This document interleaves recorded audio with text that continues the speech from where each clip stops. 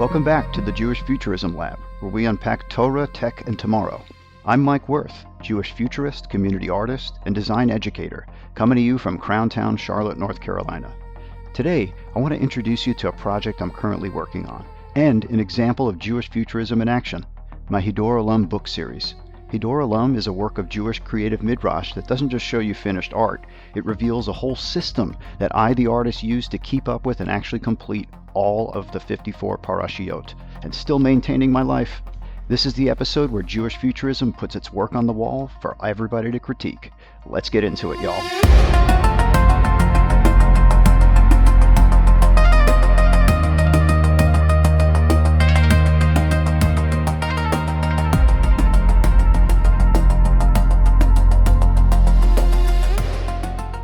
All right, friends, so let's break this down.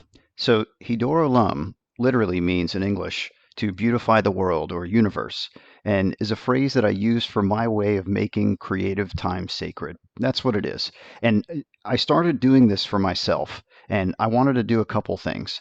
I wanted to learn more Torah in a way that felt clear and meaningful to me. I wanted to connect with my ancestors' creativity by treating Torah like a creative design brief. And I wanted to make sure that I could actually complete this full 54 parsha cycle. Like for me, it was like do or die. Like if I don't do them all, it's like not worth it. So I kind of forced myself to jump into this commitment for the year, and it was amazing. So in Hiddur Olam, each weekly portion. So the first book is Hiddur Olam Bereshit Genesis. It's the first of 5. Each weekly portion becomes a small little creative mission. So I chose one story and I zoomed in on it. And what I wanted to do from that story was to find a creative lesson like hidden within it and turn that into a concrete response.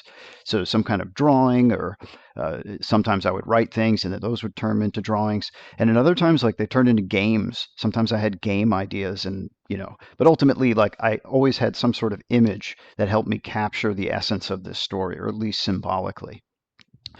So over the year, these weekly pieces like kind of grew into like a spiritual diary and a practical guide for staying in relationship with the Torah, right? Like reading it through the entire year. Forgive my shock at like getting it done, but like I'm so proud of myself that I got it done, and I want to share how I did that. Um, and my larger goal is I want to share this system. Hiddur Olam is currently a book, right? It sits as an artifact of what I discovered along the way, which was my system of actually going through this type of commitment, right? Like what it takes to engage a text, to get deeply into it, to respond to it, and really take on this design practice and develop a system of approaching like ways to engage Torah learning and religious education, Jewish education, deeply, right, in a way that we feel connected and fluid with our ancestors. So it's a system in progress.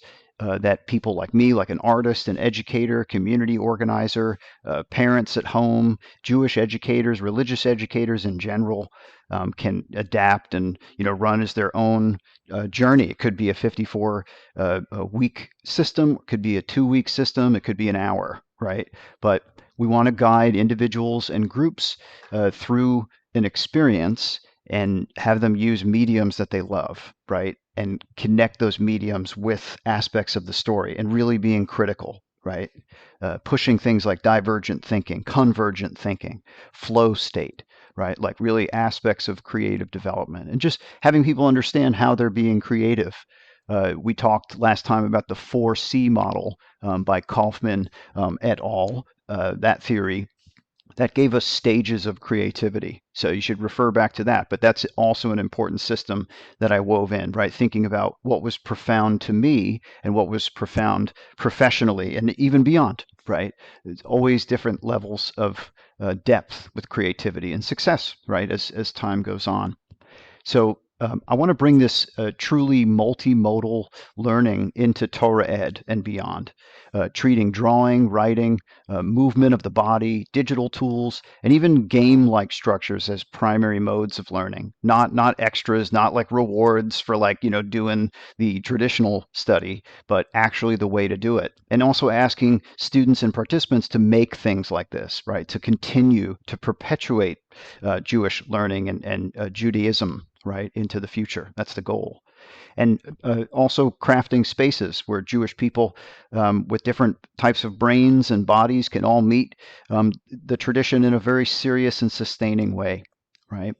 Um, just think like how to make services, how to make learning and study, even if you're not religious, but just connecting to these stories in a literal way, right? Academic way, making them more connected. Right, they're parables. They're not meant to be kind of documentaries. They're really stories that make you think and use the craft of story to get you into a deeper place. Right, have you answer creative questions or answer questions creatively. So, um, this is at the heart of what I'm getting into is a set of educational commitments. I'm in the process of putting together an essay, and I want to get this published in a journal on religious education. And it digs into how Hiddur Olam sits at this intersection of experiential learning, creative development, flow state, and spiritual ed, right? Religious ed. Um, and I don't put those two together. They're separate. Meditation isn't necessarily part of religious ed, but it is spiritual education. So that's where I have some differentiation, but they intersect nonetheless.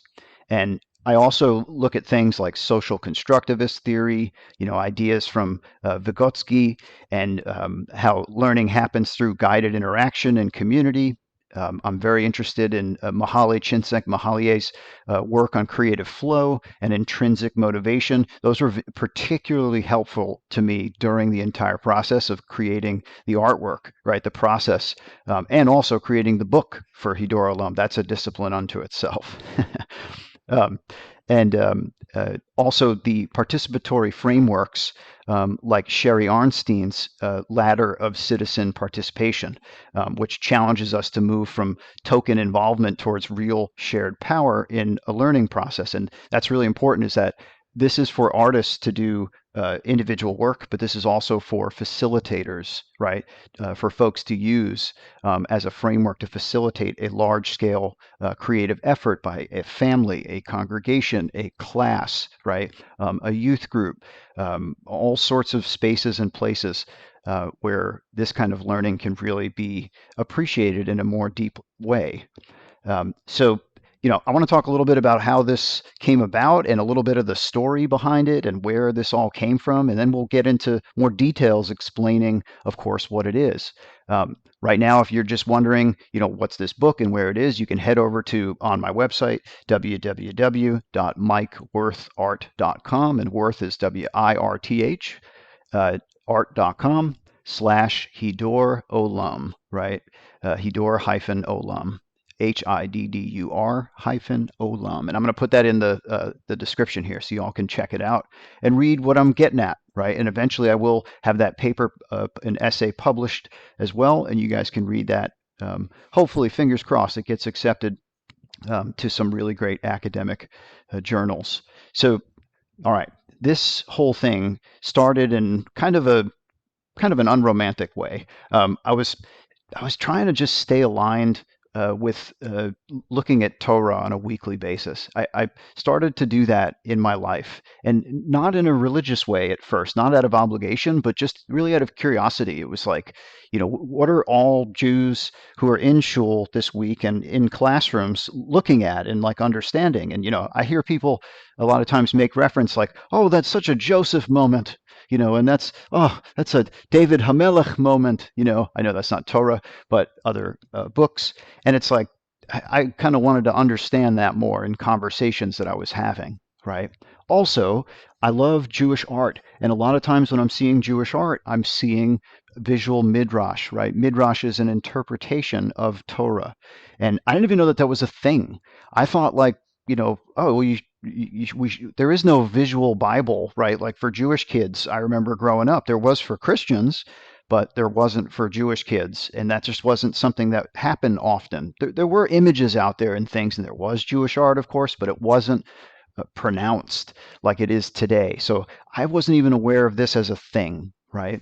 But alas, when I was a kid, I was interested. When I would sit in shul, I would draw, pictures of prophets and stuff as we'd be learning about them. I would draw Jonah and the whale a lot of times because I was like, whoa, like I think I had seen the Orca movie.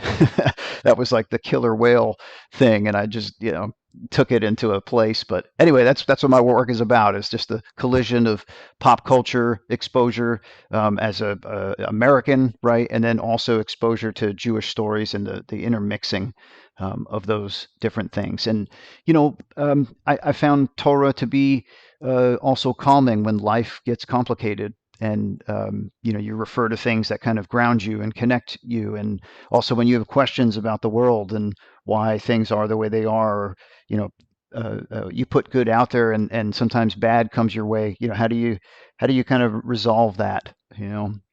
So it's full of great strategies. And as I was looking through it, I started to kind of notice, some patterns that I was also noticing in design and design thinking and systems thinking and the creative development that I've been looking at in psychology, and how that all plays out in my own classroom.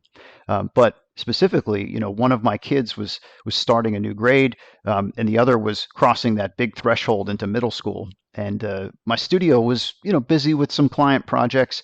I was trying to be present for my partner, who is now my wonderful wife, and to make sure we had real protected time together, right? Not just like we survived another day type of thing, right? That's not a high quality family experience for me. So, a lot of work to make all that happen, and also do this kind of tikkun, this repair in my own life, right?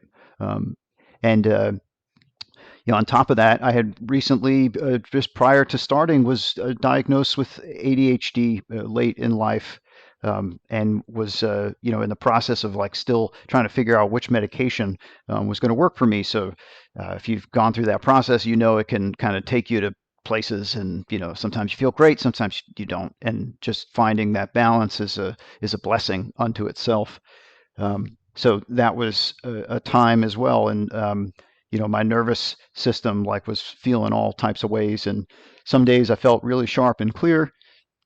Other days I felt completely dysregulated and just like emotionally raw, like don't even touch me, like, you know all the the panic buttons in my brain, and just all the batteries were just empty, just dead. And in that mix, I gave myself one simple rule, and I said each week, respond to the parsha, right, to the Torah portion, with one creative artifact. That was like my simple rule for starting all of this. And sometimes I'd take notes because I was like, oh, trying to like be scholarly about it. I'm an academic. I'm a professor, so I'm a student at heart, and I'm always learning, always taking in, and writing was important for me there. And a lot of times doodles get into the mix. Sometimes I diagram things. I've always, if you know me and my work, I've done a lot of stuff with information design and educational graphics, working for McGraw-Hill, Sage Publishing, Cengage Publishing, Delmar Thompson, and a few other textbook publishers. Yeah, making all that great stuff happen, right? For kids in textbooks, visualizing information and critical things in ways that is sticky. That's something I've always been interested in. So, these are the things that I would get into, and sometimes it would manifest into different things. And I just started to think like, well, all right, well, what if I could take this idea and then turn it into some kind of project? What would that be? And at first things were loose, but they started off as illustrations, and that tiny repeatable structure became a good anchor. So even when my weeks were very chaotic, there was this one segment of time that I held as sacred and restorative. And like that was to work on looking at Torah and like finding what was my creative gem. That's what I literally did. I literally walked into Torah and said, all right, what's happening here that's creative, right? And I'll explain a couple of examples, like, Genesis, Bereshit, in the beginning, when you read Bereshit for the first time, it's like, wow, epic type of thing. You can imagine explosion, Big Bang, all that stuff and everything. But for me, I sat there and I thought, just with this great idea of like, well, what does the blank canvas do to an artist? And I thought, the creator, right, in the story, Hashem, is given this task of, or bestows the task upon them. We have no idea, like, where this comes from, like, why life comes into existence. We just know it does. And all of a sudden, we're then seeing now, well, what do you put into this world?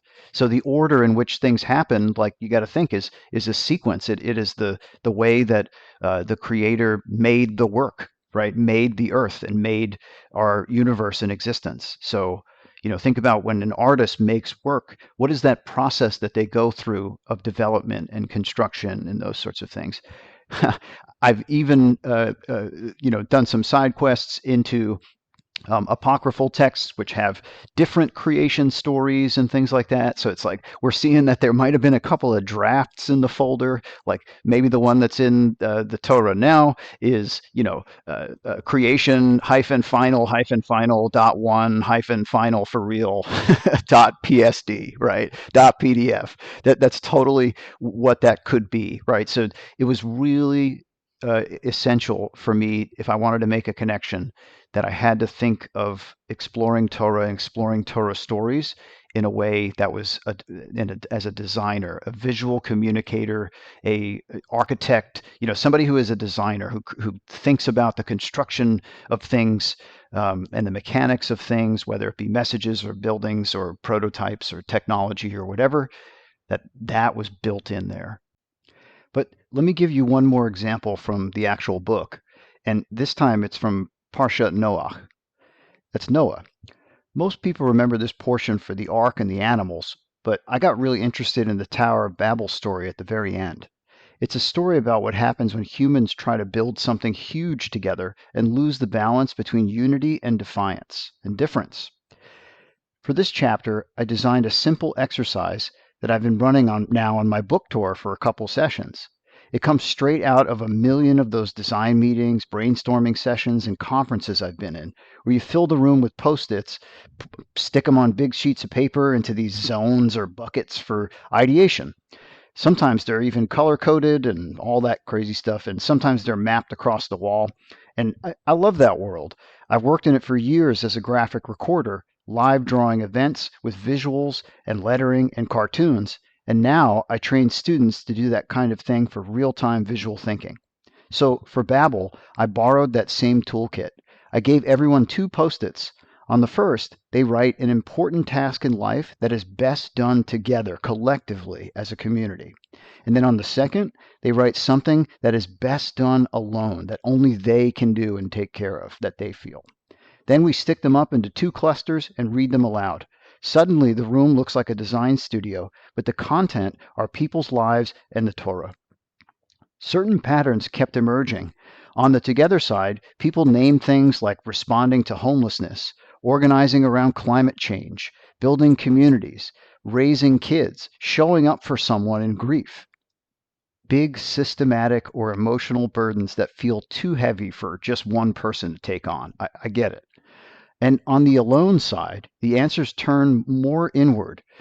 Therapy, journaling, prayer, creative brainstorming, and rest. But even there, people often add a twist like, I do my small part, acknowledging that inner work still ties back into a larger collective story. That becomes our doorway into the Babel story. We talk about how collaboration can go wrong when everyone is forced into one language, one pace, one vision, or when no one is willing to compromise.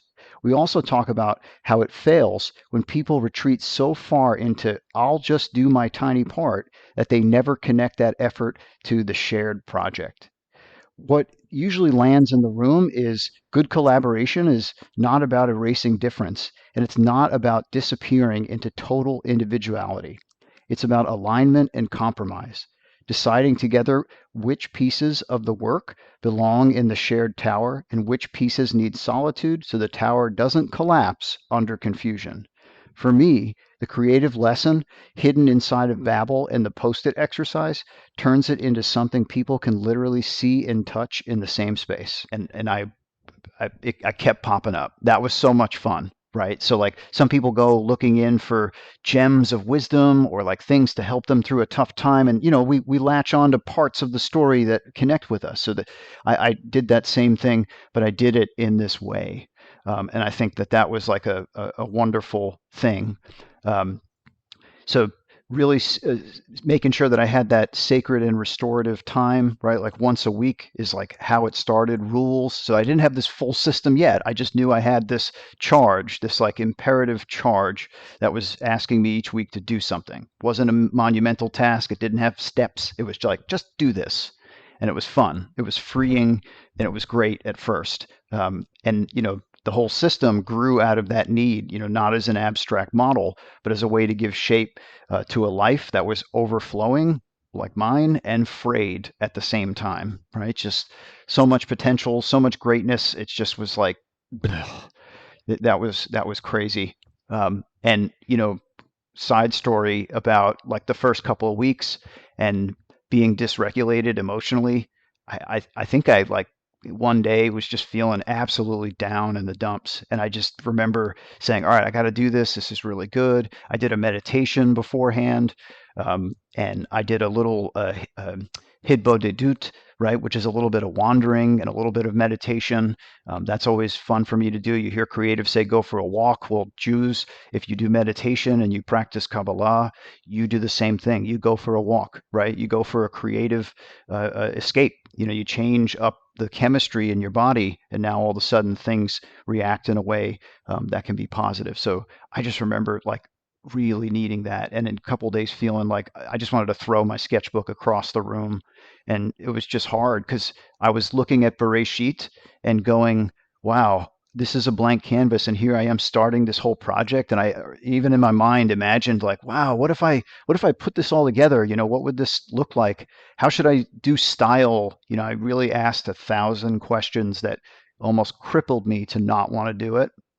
And that was like my rumination. That was me sitting there with just like millions of thoughts and no structure, and not no way to like really break stuff down, no plan. It was just nothing, no buckets for me to put all of the stuff I had in my brain at the time like into a place.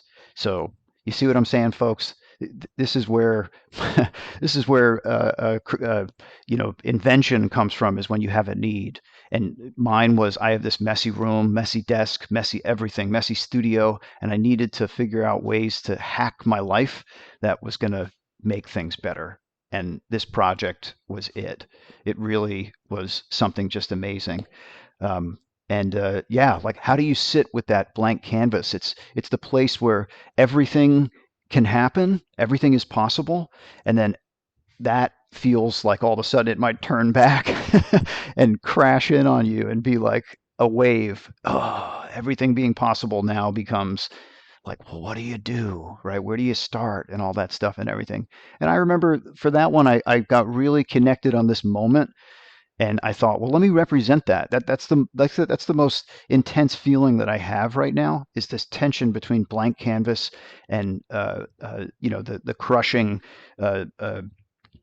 what would you say, the crossing, uh, it stops you from doing it, right? The paralysis of just not being in action. You just can't make a decision, right? It's just I forget, there's a law that says that like the amount of options you have will overwhelm you. If there's more options, it's going to make you let you have a longer time to make a decision. I'm going to remember what that law's name was, and tell you about it. But yeah, this parsha in particular, I remember that anxiety and that tension. And I think that was the first time in this process where I was given a paradox and told, live with it. And just trying to appreciate that. There's so much paradox in the Torah, and like you can go, huh? But when you kind of get to a place, and I thought about, well, here's this moment where there's the blank canvas. And I remember reading in the Zohar about creation that like there was, that the Torah was written in the beginning of time, with black fire on white fire, and I just was thinking, man, like first of all, it sounds like a computer screen, right? But also that must have been like what did that look like? And I started thinking about Hebrew kind of like forming like a nebula in the universe, like calligraphy, like the creator just took a quill and just laid down the strokes, and that from there we had the bang, the explosion. I can't not think about the Big Bang. When I think about creation, to me it seems like it blends well, and it's fun to look at how the Big Bang theory has evolved, and that there's like multiple bangs, and that the universe envelopes itself. Well, that sounds like a lot of the cosmology I've seen in the Zohar and places like that. So anyhow, that week I remember that sketch and that drawing. Whew, it was tough, and um, I remember too, like thinking very, very vividly that in the beginning of creation, if you've ever read a Jack Kirby or an early Marvel Comics, Stan Lee Jack Kirby comic, he does these things called Kirby Crackle, which are these little dots, and they're kind of like just cosmic looking dot patterns. And he uses them very specifically. It's kind of his signature, hence the Kirby Crackle. And I thought, man, the universe has to have that. Why? Because, well, I've seen a lot of Kirby things that are cosmic, and he uses that a lot. So I naturally inspired for what that is. And I want to shift here for a second, talk about what Hiddur Olam is trying to do, and the problems that it's trying to solve. So when I say that Hiddur Olam, is as responsible to problems in religious, so when I talk about Hiddur Olam as a response to problems in religious ed, I'm also talking about a problem that exists in my own life. I needed a framework that didn't punish me for having a nonlinear brain, a busy household, a studio practice, and a heart that gets pulled in many directions. I needed a way for learning Torah and making art to stabilize me instead of becoming one more job and one more obligation on my list of things to do. A lot of religious ed still treats creativity as decoration. Um, Making a craft at the end of a lesson is a reward. Draw a picture after you've learned the real content, um, right? And the real content being text. And not considering the art as real content, right? Or as an equal representation of what it is. Of course, the text is the source. Hiddur Olam flips that. In this framework, the creative act is the primary site of meaning making. You don't learn and then create, you learn through creating. The essay I'm working on goes deeper into this, mapping Hiddur Olam onto experiential learning models, theories of creative development, research on flow states, and models of spiritual education that emphasize practice over just simple scholarly passive reception of information. So when we think about Jewish education, something might come to mind like a yeshiva, right? Where you have a chevruta, where you have study partners, or maybe a rabbi gives a class, right? And we kind of have this consume and take notes and like process and this very kind of private space, and that's okay. That's been the model for millennia. Okay, and I'm not saying burn it down and destroy it. No, what I'm saying is let's upgrade it where it could really be hacked, because it's a system that is not designed, frankly, for all types of brains.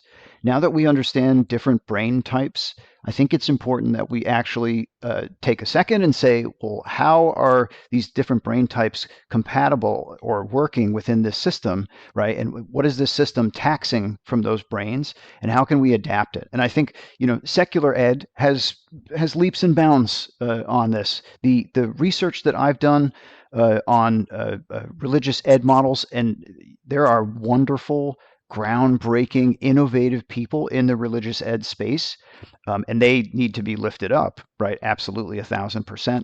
I have a couple of case studies that I do mention in my essay that are real and really fantastic things that I think can really like help us understand what's actually happening in the space. So what I don't want to have come off here is that I'm diminishing and saying, oh, it's just didactic and terrible, and like you're imagining just black and white while the rest of the world is in color. And that's not true at all. But we do need to make some shifts and some conscious shifts. And I think this is an endemic of like a larger issue in the Jewish community. And I think that's an elevation of the arts. And I think here is a practical way that art can be elevated and put in the hands of people on a daily basis, and also elevate Jewish education in a very profound way. And I think like that's a really important thing that I want to put out there, and say that, like, there are folks making this happen. Schools and JCCs and synagogues across the country, who I've worked with, have given me a call, and we've had these discussions, right, where we've talked about like how we elevate things. And a lot of the times, what I'm talking about is I'm saying, don't just give me your artists. I want the all of the community here, because we're going to give everybody permission today to be an artist, right? And that permission is often what's a difference between somebody thinking they're creative and not. Right. And, when we can get to this level where we feel that democratization, I think we're going to be able to engage the content, quote unquote, right, the core, the source, in a way that feels like everybody has an entrance point. And that's my point, right, is that how can we give more entrance points to the core of the lessons, right, in the Torah? So, bam, that's what's happening here. All right, so I want to break down this learning framework into some plain language, and we can get a little more complicated as that stuff goes on. But this is the radio show. We're here to talk about these things in a way that everybody can bite into, and that's exciting. So, we're going to talk about how Hiddur Olam as a learning system actually works in everyday terms. So first thing that we get into here is we anchor in the cycle, right? Like we pick a Torah portion or a holiday or some recurring rhythm in Jewish time, and that becomes the backbone, the source, right, as we've been talking about. Then second, right, you set some creative restraints, okay? We want to limit what's possible because we don't want to make it everything. Remember, we talked about the unlimited canvas. What do, right? Do you put a planet over here? How many moons do you give it, right? Do the people breathe helium or oxygen? I don't know, right? But when we set up constraints, we can then choose like a medium and a small, like a repeatable container. One page, a one card, a one scene, or one mechanic, right, per cycle. Constraints are what make flow possible, right? And they work for me too, as I'm explaining in the book, right, and here in today's episode. They give you a sandbox, a frame for your brain to play inside, right? It knows where the walls are, so it's like, oh, like pool or billiards, where you knock the ball off the wall to hit the other one. You have to think in these like kind of strategic moves, but you know where the walls are, right? The ball's not going to fly off the table. Well, then the gameplay stops. Maybe bar fights start, so you got to be careful with how you do that. And thirdly, you create in community wherever and whenever you can. This is something you can do on your own, but it's designed to be done with others. And like we said, it's something you can try on your own and build a strict practice. You can go to the level that I went. You can go beyond, or you can start at the beginning, right? And sometimes working in a group, everybody's there for the first time too, or at different stages, and we can kind of we can equitize the team, right? We can make cover strengths and weaknesses. And you work in a group where everyone is making and sharing, and the community becomes this feedback loop. See, that's the important part, is that you need feedback. So while I was making the Hiddur Olam art, I said, well, let me put this up on Instagram. So I started posting along with all the parsha, right, posts. So if you're on Instagram and you follow anything with Torah, you'll get like weekly parsha stuff. And like there's a bunch of folks out there, brilliant folks who have like amazing weekly booklets and readers and newsletters and art. I was joining into that chorus. And once I started adding the hashtag parsha and putting the name of the parsha and things like that, all of a sudden I started to get different folks connecting to me, different types of feedback and comments. Some things were liked a lot, and some things were like, people were like, huh? So every week I had a shot to take this little piece and take the framework that I was using, this discovery of the creative gems inside of the Torah, and put that out there and see what people thought. And I'll tell you, it was awesome because the feedback help me close the loop each week and then move to the next parsha, right? Thinking, all right, what's the takeaway? I had that like little window of reflection, and then I felt like, wow. And that little bit of a feeling of the feedback, good and bad, motivated me to keep going, right? Because then I said, all right, that was achievable. I did it. I still had stuff going on and things chaotic in my life, but I made it. I was able to reach some sort of success point and answer the question that I had put forth to myself, right? So make some sort of response as things were happening, right? And uh, you know, you use that reflection time and make sure that it's explicit in your process. This is step number 4. And you name when you feel in flow, when you feel the flow is blocked, what conditions helped you cross that threshold. You start to learn your own spiritual creative settings, right? Like, and conditions, and like what do you need? Like what's going to get you set up to be successful and get into the flow state? Almost like tuning your attention and your mind like an instrument. Once you can track it, you can know what's up, and all of a sudden, sacred time becomes a lot easier to schedule because you know exactly when that is, right? When your brain is at the best point for things. Fifth, you also need to catalog this stuff, right? Archive, and then you return. So each artifact is documented. I'd post it up online. I'd save the file. I wrote my little spiel. I'd save that text too, take screen grabs just to like document the whole process of what I had done. And then sometimes I'd go and revisit stuff.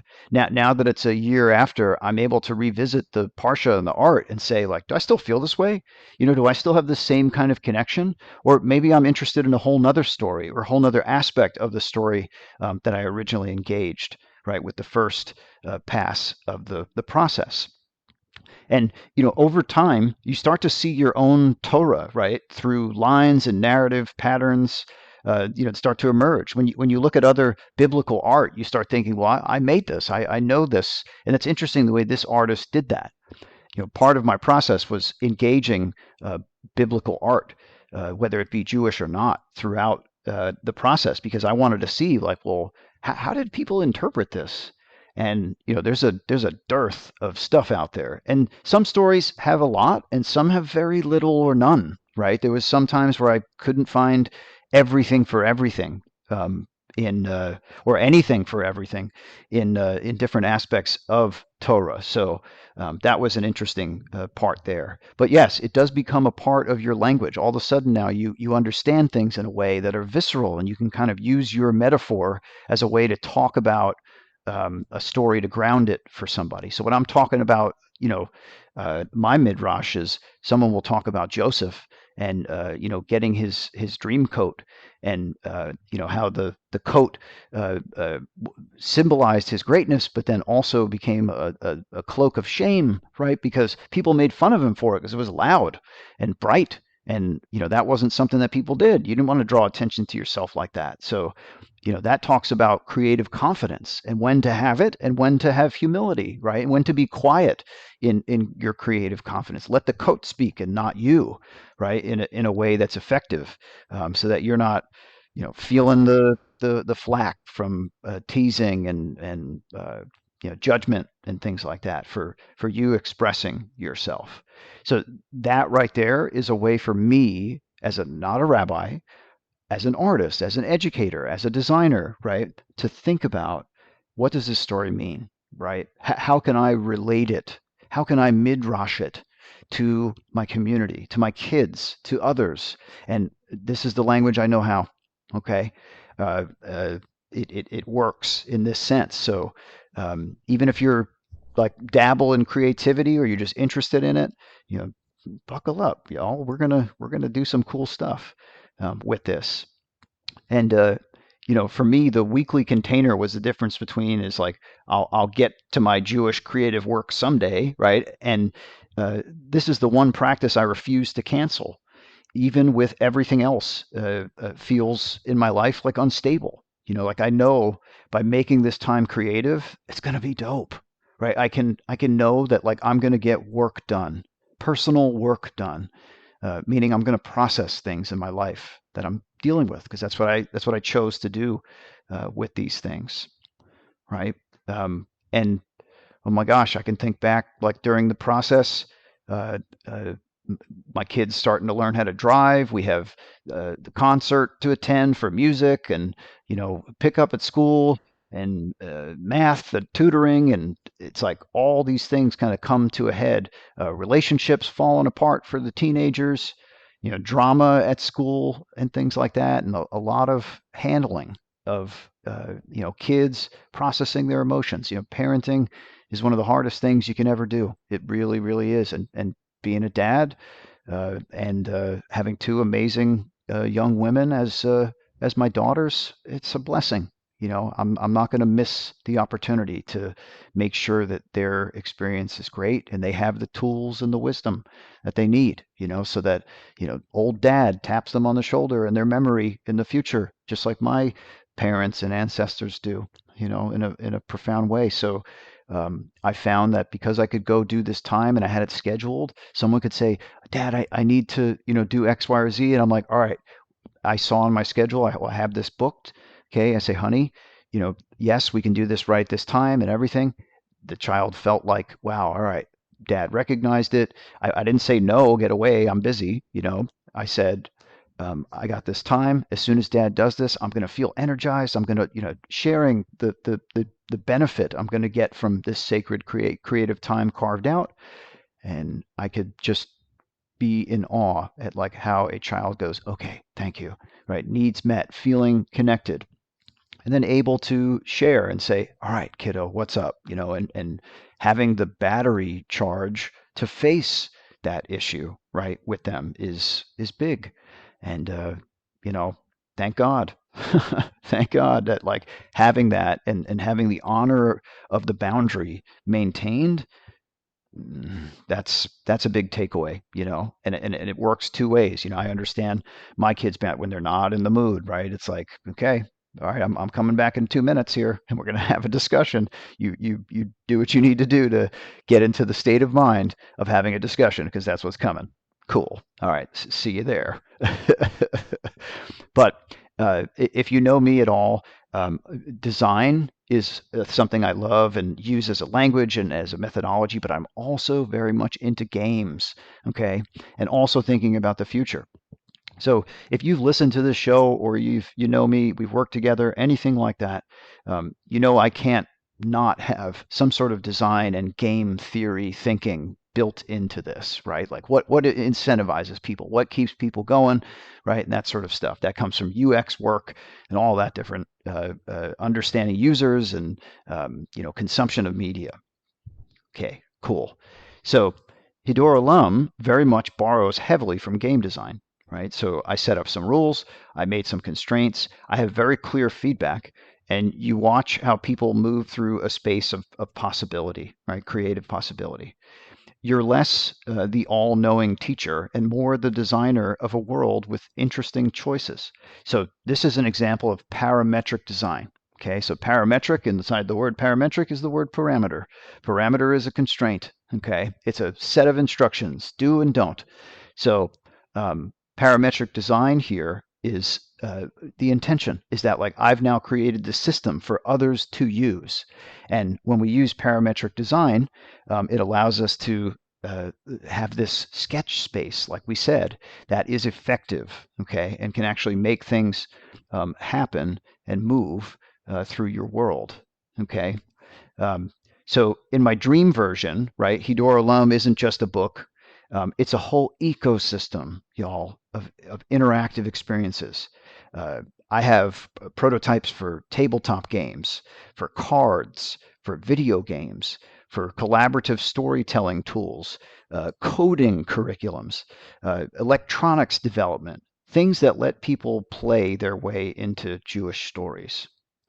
And for me, Jewish futurism isn't only about imagining Jews in some distant sci-fi future with glowing objects. It's about really, truly prototyping educational and spiritual systems now that could sustain us in those futures. Right? We need to be ready for that stuff. So when I design a Hiddur Olam exercise, I'm asking, if we do this, to what end? Right? What kind of Jewish person or what kind of Jewish practice or habit does this form? Right? What is its impact? And what would a future community that does this practice, um, you know, uh, what is that? What kind of communities would that create? What is likely to happen as a result of us engaging in these kinds of practices? And I want to share a story about a project that I did where I really started to see Hiddur Olam really, really crystallize, where things crossed over, and I said, "Okay, hang on a second here. I think I've got something here." So, um, the wonderful folks up at Temple Shir Tikva in Wayland, Massachusetts, invited me for an incredible weekend that we did over Sukkot in 2022. And we did it where we would set up that I would come for Sukkot 2022, and then I would return in 2023 for Sukkot. And that's what we did. So in 2022, our plan was to gather the community. I was going to talk to them all about this idea, right, of building a collective community project that examined the past, right, and then also put forth the continuity of Jewish existencehood into the future. And we made like a time capsule, and I called it a time tapestry. So what I did was I asked everybody in the community to take a photo or bring, because we had a big capture digitization day at the shul, and there's several hundred families at this shul, which was great. Big community, big Jewish school, senior community, teens, adults, really, really great. So we had a lot of programming across the weekend. We did like 4 or 5 sessions, including I got to do the spiel on Friday night for the congregation. It was amazing, right? So I talked all about Jewish futurism, all about being an ancestor, and I got everybody excited. So that was the homework. Was folks came in, I'd give them a lesson on envisioning futures, right? Like I said, just let's predict a year from now, right? Like, what do we want to have here in this creation that then our next generation can look back on and say, wow, look at this thing that this generation put together. And I thought, we love looking at artifacts from ancient times, and a tapestry is, akin to like a wall mural or, some hieroglyphics or a stela, right? Like an ancient Egyptian type of thing. So I like that form. It was exciting. And it was a very doable form in terms of collecting digital artifacts and then collaging them together into one piece. So I had all these photographs given to me. I built a database and an uploader and a form, and I had people just submit images. Really great. We did a ton of scanning. I had helping with the volunteers in the community, young people, older people from the Jewish school. Wonderful, wonderful. And also, we met with the different groups of kids, so really young, elementary to middle school, high school age, and they all came, and I gave them a handout that says, I want you to draw a picture. And the older kids were able to do the photos themselves, but the younger kids didn't have phones, right? They drew pictures of what they thought a sacred or special Jewish object was in their life. And when I tell you, when I asked this question, I asked it vaguely. People tried to clarify and say, well, what do you mean when you say that? And I say, I mean what I mean when I say it. And they're like, what? But I explained it's intentionally left open because what's sacred to you isn't sacred to him and to her and to everybody else in this room, right? We might have things we agree on, maybe Judaica, things like that. So we started to see all kinds of stuff.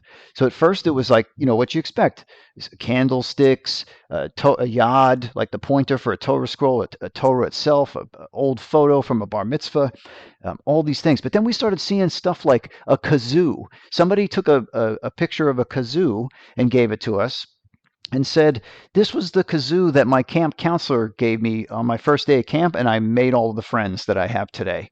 And because I went to a Jewish camp. And it was like, oh my God, like all of a sudden, what was sacred and what was sacred and Jewish started to morph and change and like arrange itself now into this community cloud that we could all look at, right? This big tapestry that had all of these objects now in space.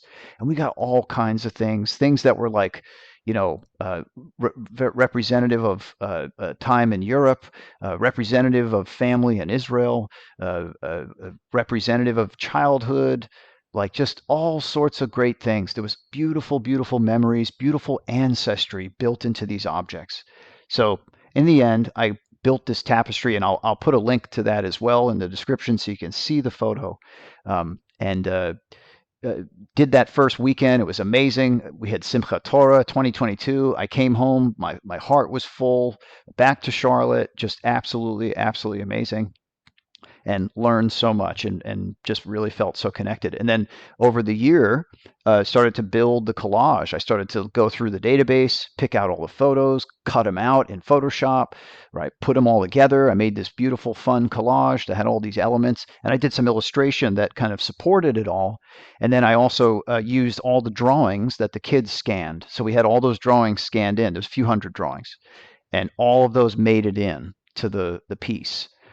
One last thing we did was during an adults' night, we had a craft beer and Torah night that I led, and I took the adults through an old Eastern European technique called wycinanki, which is Polish word, which means paper cutting. So if you've ever seen paper cut Jewish art before, right, from the Pale of Settlement, Eastern Europe, Poland, right, Prussia period, all that stuff, that's what we did. And we made these beautiful pomegranates that I turned. Everybody made like a motif, a chunk, and then that tile got repeated, and that was our beautiful border around this piece. So this time tapestry was about unity. It was about Lidor Vidor, generation to generation. It was about being creative for the kids. It was about expressing one's Judaism through object, through form, right? And putting that into a space that becomes now this shareable museum artifact, right? That's like of the community. Beautiful, beautiful, beautiful. So this example, I took a lot of notes, and to this day, the wonderful folks. My cousin Hollis Shackner is the amazing cantor at Shir Tikva. She does excellent work there. Has a similar creative vision, and then she has connected me with the wonderful folks over there, the school directors, who also share this amazing vision and have been instrumental in the creation of the Hiddur Olam system, as well as the book. So really love that story as a specific thing there, anecdotal, right, where things really crossed over, where an event became something much larger than just the design methods we did as a group. So, all right, I got one more story here, and this is really cool. So this is about post-its, mezuzot, and community participation. Um, so in this same period, the 2022 into 2023 time, I got to join. I was accepted a part of the Social Practice Institute, the SPI, at the Greensboro Contemporary Jewish Museum.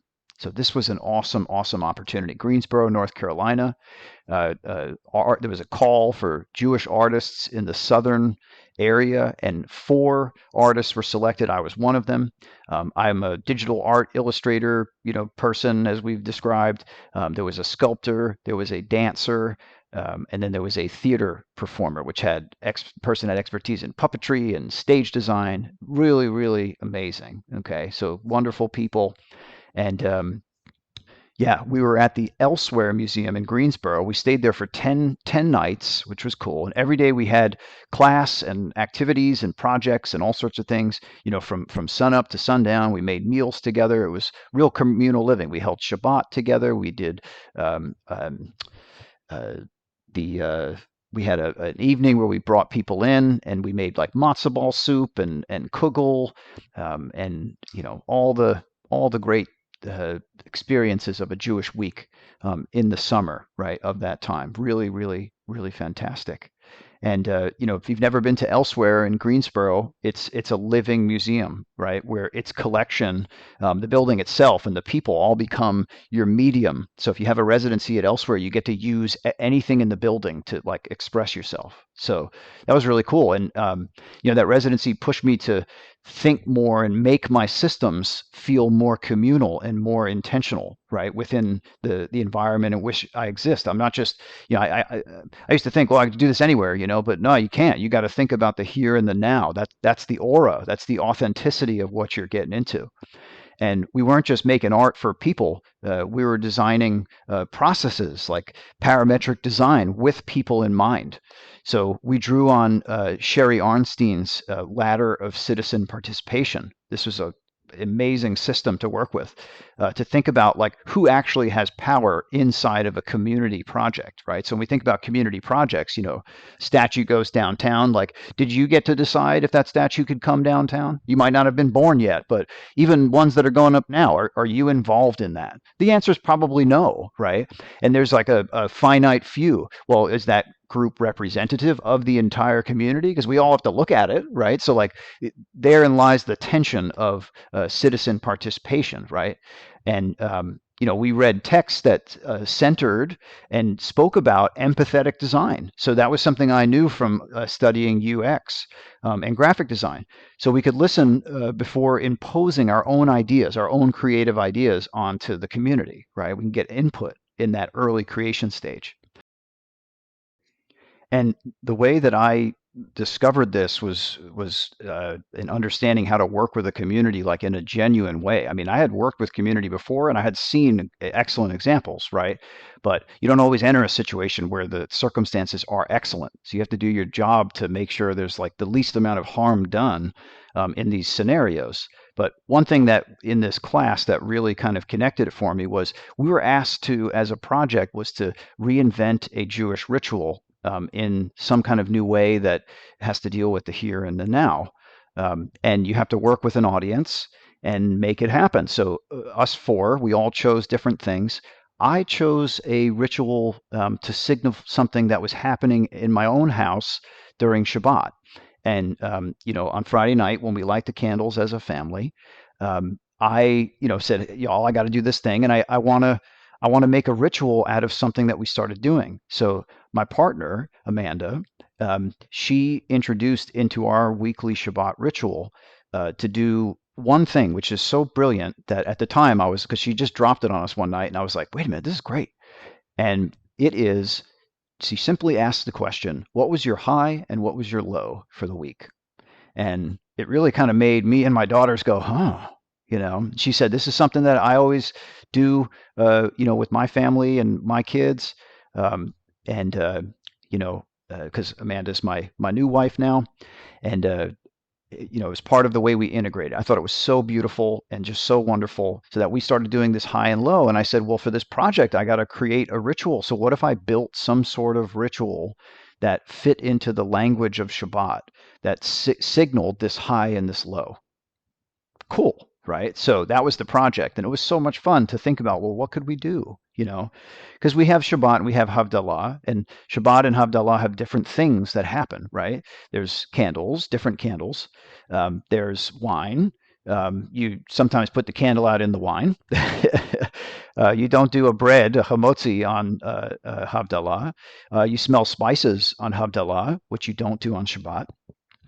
So I just thought, like, all right, there's something here sensorially that we need to make happen. So really simply, I decided, let's put, first I said, let's put some salt and some sugar, right?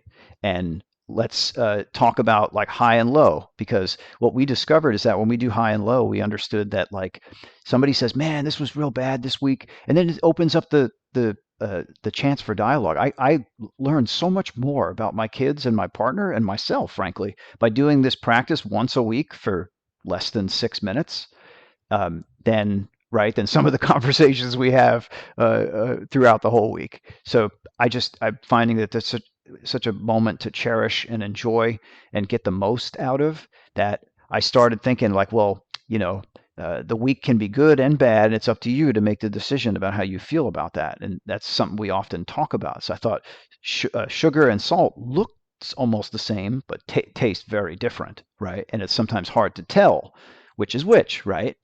So fine, I shared that with my audience, and the audience in my project was my family, and they said, "Okay," they were like, "Good job, Mike, but yeah, Dad," but no, they didn't feel it like I was. I thought it was so brilliant. I was like, "This is great," but one of my daughters suggested, well, maybe honey. Maybe you could use like honey is often the sweet in things, and then honey and salt.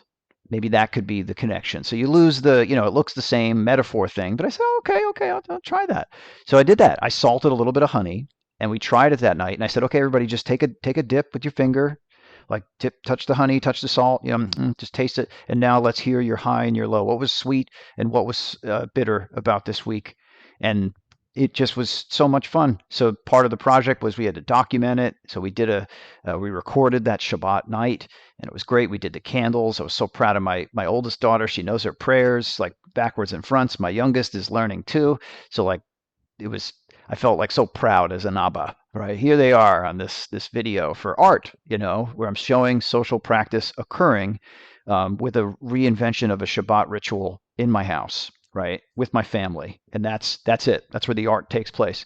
And then the way that we shared it with the world is we showed the video. So at the end of the residency, we had this presentation where I then had to present this, and so did my cohort members, and everybody did great. We all showed our different projects. They all dealt with different things, Shabbat, memory, right? One person worked on something that like the living up to a family member's like standard of what they think they should be and resisting that just through the generations. Somebody did something about death, right? Like what happens when you die, like a doula type of thing. Just really, really cool, really interesting work that I think like uh, resonated and really informed the Hiddur Olam process. So now working with ritual design, ritual redesign is a critical part of what I do. It's a part of world building because in my Jewish futurist work, I do a lot of speculative design. I create inventions that are new Jewish objects in a future that have technological capability and spiritual capability. This was right up my alley. I mean, just right up my alley. So the work that I was showing in that class was, as part of like my portfolio, and we would do these presentations. There's a lot of presentations we did in the class, and yeah, I felt like, wow, this was a major scaffold for the ideas to come. And additionally, we also, as a side project, it wasn't even something that we had to do. Just as a cohort, we said we want to make something, like as a group, because we were doing a lot of individual work, and we thought, well, let's start making a mezuzah. We thought, yeah, let's reinvent the mezuzah and put it on the Elsewhere Museum. The original owner, this lady Sylvia, she was Jewish, and yeah, like I think it's amazing that like we were able to put this Jewish object on this very special museum and use artifacts from the museum. I'll certainly post a photo so you can see what this thing looks like. So, we put all of our heads together and did all sorts of cool stuff. I spray painted part of it. One of my cohort members was a sculptor, so we started taking pieces of glass. There's like tons of broken glass. Like you're not allowed to throw anything away in the Elsewhere Museum. So if something is broken, it gets put in a broken objects container. So we were like with heavy gloves digging through, pulling out chunks of glass. So we made this really groovy looking mezuzah that looks like an egg, kind of like an avocado more so. And it's all different pieces of glass and ceramic from the museum. So it was really like it was of the place, which was great. And we used this super bondo stuff like in between the little mosaic pieces to have it keep form. And it was great. I mean, I'm not a 3D artist, so going through that process and solving those problems was fantastic. And to have three other brilliant minds on the project too was wonderful. We even put like in the scroll, obviously it's not a kosher scroll, like it wasn't written by a scribe and doesn't have the correct text, but inside it had like an intention, like a prayer for the Elsewhere Museum, and it was beautiful, and we printed it on plastic so it'll last forever. And you know, put that inside. We sealed it, we painted it, and we secured it. It's on the outside of the museum now, so you can walk by and give a little beso, on our mezuzah. So like that was right there was wonderful, profound way of being able to invent a ritual, redesign a ritual from scratch, right? Using real input from real people, having that as a way to test it within that group, right? And to create a user experience. What is the flow of this experience? Man, this was just hitting all my neural super highways, pathways of things that like I'm trained in as a designer, studying UX design, understanding, Gestalt psychology from an artistic perspective, and wow, just what a great experience! A lot of great takeaways from that residency, and yeah, I hope it comes back around again. It happened once, so I'm hoping that it is absolutely something that happens, but you know, working on that while juggling home life, client deadlines, and my own neuro atypical journey made the stakes, very real. I wasn't experimenting in a vacuum. I was testing whether my Hiddur Olam style framework could in fact hold me steady as I hold a group steady, and as we move through Jewish time together. For you listening, you can imagine a simpler version, maybe in your own world, in your own context at home. Maybe you don't have a museum wall. Maybe you have a kitchen table, a classroom whiteboard, or like a digital Discord channel or something like that, like a Padlet, something where people can put stuff. The pattern is exactly the same. You create a small, repeatable container for shared reflection, and invite participation and let what emerges guide the next design move, right? Like where does all this collection of things like go? How do we act upon it? That's always the fun part. So want to talk a little bit too about this essay and where it's going. I'm sure some of you are interested. Okay, Mike, tell us about the educational theories that you teased about in the beginning, and I'm happy to share some of them, right? And then the essay itself will substantiate all that and have my conclusions and the different ways I'm structuring the theory, the intersectionality of the systems, and then case studies, right? How those things, as well as a framework for folks to use as a facilitator. That's the goal, is to train facilitators with this system. So the essay that I mentioned earlier is where I'm going to really lay out these things in detail. I look at how experiential learning theories insist that we learn best by doing, reflecting, and then iterating. How creative development research shows the importance of play, the importance of constraints on design, and risk taking over time, and how flow theory explains why we return to practices that give us a certain kind of charged ease, and how spiritual education can honor all without flattening things into checklists.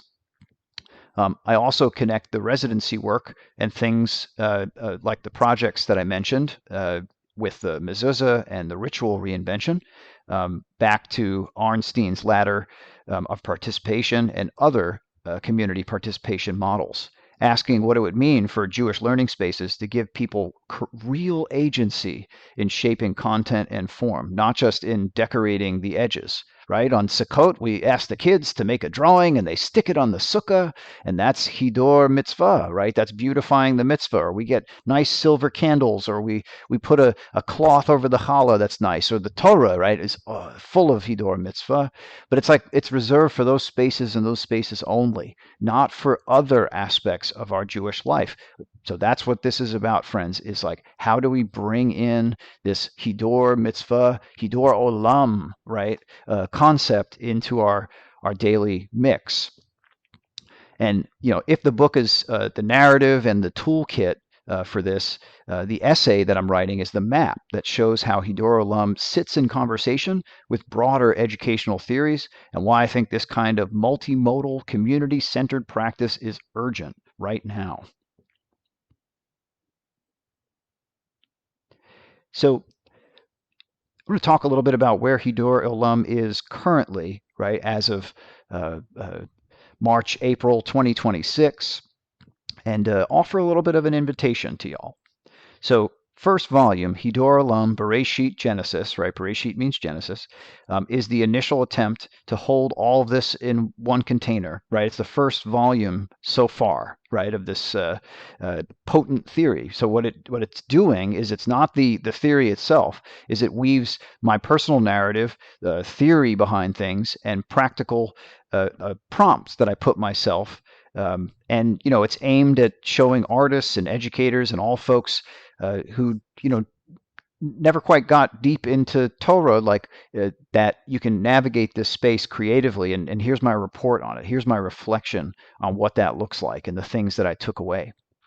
And when you see stories in the book about, my residency and the redesign mezuzah and the rituals and parenting and partnership all happening in the background, they're not side quests. They're lab notes from a life where kids are changing grades. A marriage is growing, client work is ongoing and demanding, personal neurodivergent needs are needing to be met, and the Torah is still there to be read, right, each week, right, offering us wisdom and frame for how to proceed. So Hiddur Olam for me is a way to make sure that in the middle of all that, there's always a place to return to, a small, sturdy ritual of sacred creative time that keeps me aligned with something larger than whatever the week throws at me, right? Like, bring it on, dog, right? If you're listening to this and you're thinking, this is how I wish I could learn Judaism, right? You're exactly who I'm making this for, because I'm you and you're me in this one, right? Um, in the coming months, I'll be sharing some pilot opportunities. I'm looking at online cohorts. We'll be producing workshop kits for educators, maybe even some cool games and some fun interactive prototypes, interactive software built on the Hiddur Olam framework. And if you want to hear more about these, make sure that you're following this podcast and that you check out my website and follow me on social media. I'm dropping stuff all the time. Right? You can even pick up your copy of Hiddur Olam Bereshit right now. And check the show notes here, for links to the things that I'm referencing, and you can go check that out. And, I really love, especially to hear from Jewish educators, Jewish game designers, Jewish artists, and parents, rabbis, right? Anybody who bounced hard off of Hebrew school, but still felt something tug when they hear the word Torah, right? Like something still makes a connection, religious or not, right? That's the important part. So, friends, really, really thank you for spending time with me inside the lab. If this episode or these projects resonate with you, share it with someone who's trying to, just get through their life and set up some kind of reoccurring anchoring system that keeps them going, right? That lets them build, lets them reflect, and lets them fill themselves with just the light of the universe so that they themselves can put the light out there as well. I'm Mike Worth, and this has been the Jewish Futurism Lab. Bezrat Hashem, I will see you all in the next episode in the future.